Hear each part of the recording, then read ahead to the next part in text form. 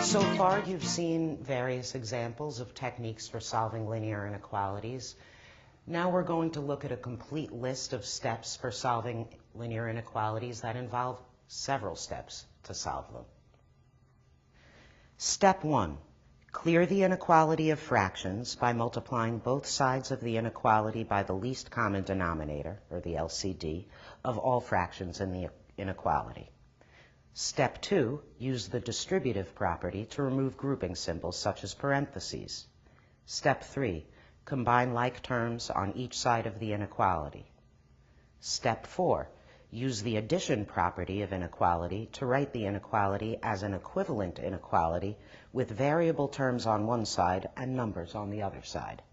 Step 5, use the multiplication property of inequality to isolate the variable. Okay.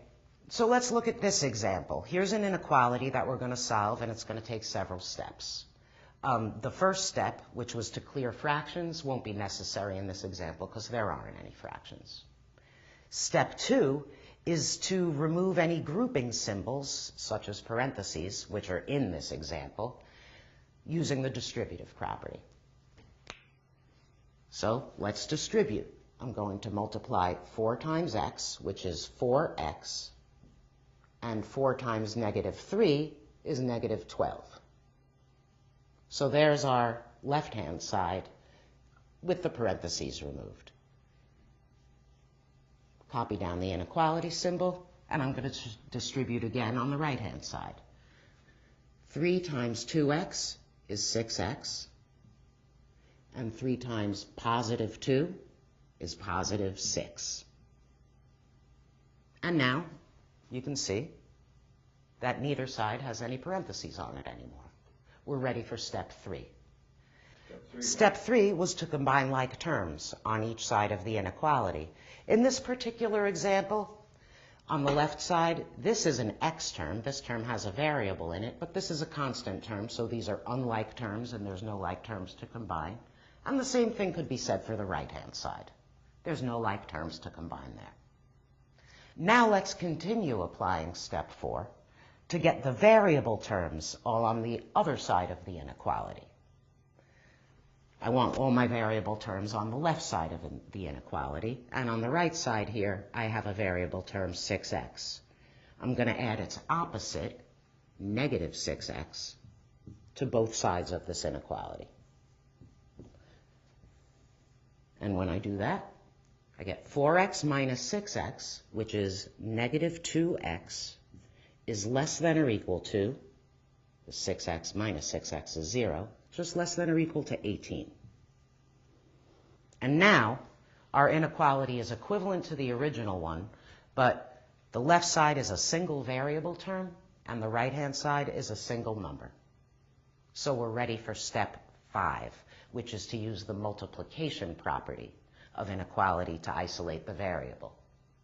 Remember, the multiplication property is that you get an equivalent inequality if you multiply or divide both sides of an inequality by the same non-zero number, except if you multiply or divide by a negative number, the direction of the inequality symbol changes.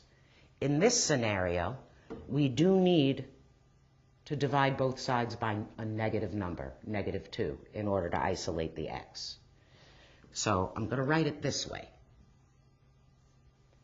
Negative 2x divided by negative 2 is greater than or equal to.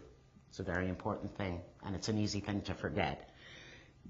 18 divided by negative 2.